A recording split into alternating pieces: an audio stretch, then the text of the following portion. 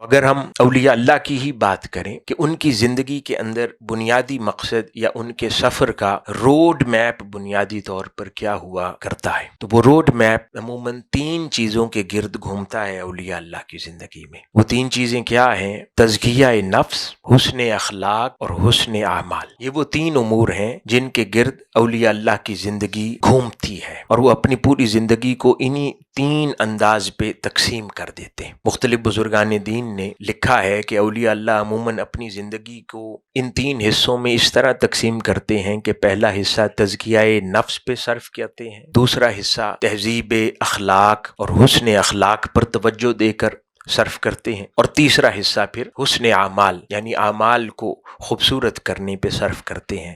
یوں اپنی زندگی کو 3 حصوں میں وہ تقسیم کر لیا کرتے ہیں۔ اگر ہم حضرت مولائے روم کی زندگی کو دیکھیں تو ہمیں اسی انداز میں یہ رنگ نظر آتا ہے۔ حضرت مولائے روم کی زندگی میں جہاں سے بہت سارے معانی، معارف، مطالب سیکھنے کے لیے مل جاتے ہیں، وہاں آپ کی پوری زندگی کا اگر جائزہ لیا جائے تو وہ اپنے اندر بذات خود بہت بڑا معنی پوشیدہ رکھتی ہے کہ ایک سالک یا جو اللہ اور اس کے رسول صلی اللہ علیہ وآلہ وسلم کے راستے پر چلنا چاہتا ہے، نیکی کے راستے پر، اللہ کی دوستی کے راستے پر چلنا چاہتا ہے، تو اس کو کیا چیزیں کرنی چاہیے اور کیا چیزیں نہیں کرنی چاہیے۔ اب یہ جو تزکیہ نفس ہے، اس کے بارے میں شیخ الاسلام پروفیسر ڈاکٹر محمد طاہر القادری مدث اللہ العالیہ فرماتے ہیں کہ یہ بہت مشقت والا کام ہے۔ جیسے کوئی کسان یا فارمر اپنے کھیت میں، اپنے باغ کے اندر ہر وقت مصروف رہتا ہے، دیکھتا رہتا ہے کون سی خودرو جھاڑی نمودار ہو گئی ہے، وہ اس کو نکالتا ہے، اچھی چیز رکھ لیتا ہے، بری چیز کو نکالتا رہتا ہے، اور آہستہ آہستہ اس کوشش میں سال ہا سال مسلسل لگا رہتا ہے۔ تو تزکیہ نفس کا عام سفر تو ایسا ہی ہوتا ہے کہ 40 50 سال لوگ اس کام پہ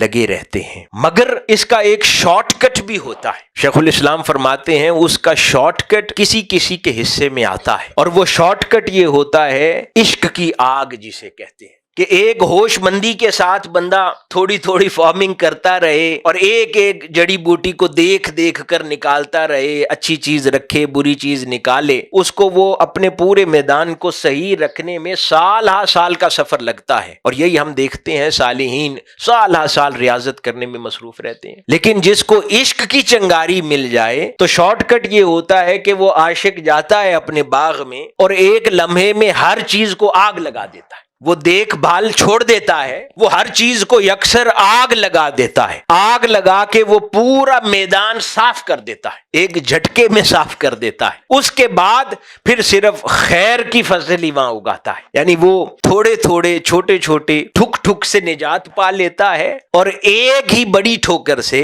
ہر شے اس میں اپنے اچھے کو بھی قربان کر دیتا ہے۔ یہ بڑی خاص بات ہے عام انسان کے لیے، ہم لوگوں کے لیے۔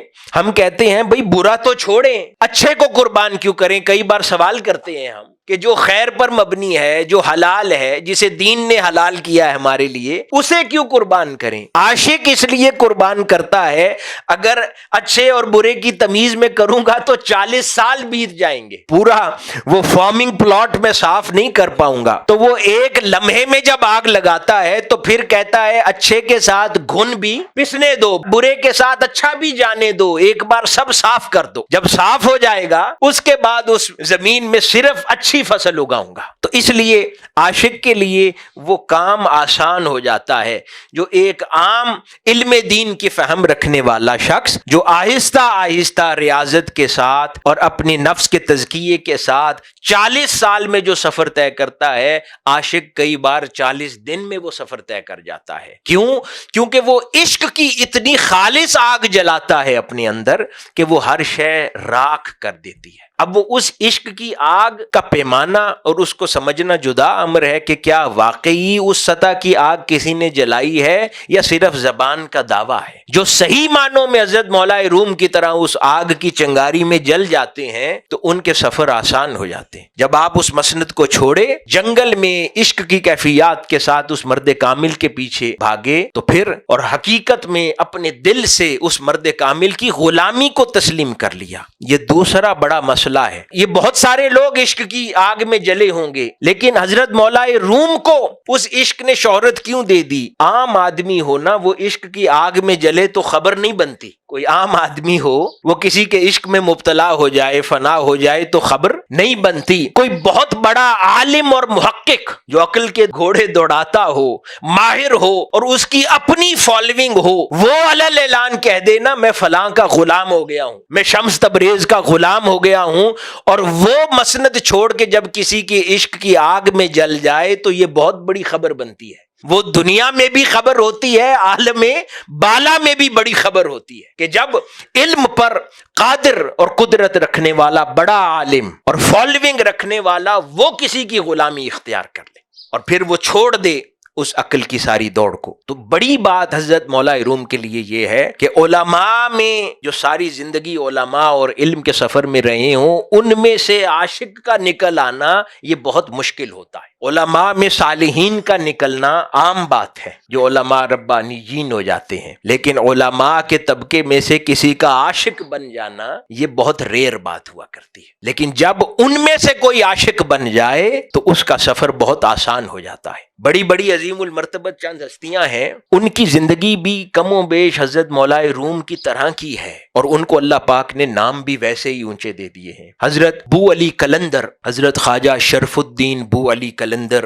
رحمت اللہ علیہ، حضرت خواجہ نظام الدین اولیاء کے زمانے کی عظیم المرتبت ہستی ہے. آپ لوگوں نے کلام سنا ہوگا نا، حضرت امیر خسرو کا نمی دانم چ منزل بود، وہ ان کے ساتھ اس واقعے میں لکھا گیا ہے. تو ایک زمانے کے بزرگ ہیں وہ. آپ کی کہانی بھی کچھ اسی طرح ہے. بہت بڑے عالم دین تھے، ایک مدرسہ تھا وہ چلاتے تھے، اور تلامذہ کا ایک عدد تھا. بس ایک درویش ایک دن آیا، آپ کے اندر عشق کی چنگاری جلائی، آپ مدرسہ چھوڑ کے فقیری اپنا کر اس کے پیچھے دوڑ پڑے، اور اللہ پاک نے وہ عشق کی کیفیات ان کو دے دی. حضور شیخ اکبر محی الدین ابن العربی کیا تھے؟ آپ کی بھی زندگی، آپ کے علمی مقامات کا اگر آپ مطالعہ کریں تو آپ جامعہ نظامیہ دمشق کے وائس چانسلر کی سطح کے اسکالرز میں اور ہیڈز میں رہے ہیں. امام غزالی جامعہ نظامیہ بغداد کے سربراہ اور ہیڈ رہے ہیں. یہ علمی مقام رکھنے والے تھے. اور شیخ اکبر جامعہ نظامیہ دمشق کے اتنی بڑی علمی پوزیشن کو چھوڑ کر جا کر 2 سال حرم میں مکہ میں جھاڑو لگاتے ہیں.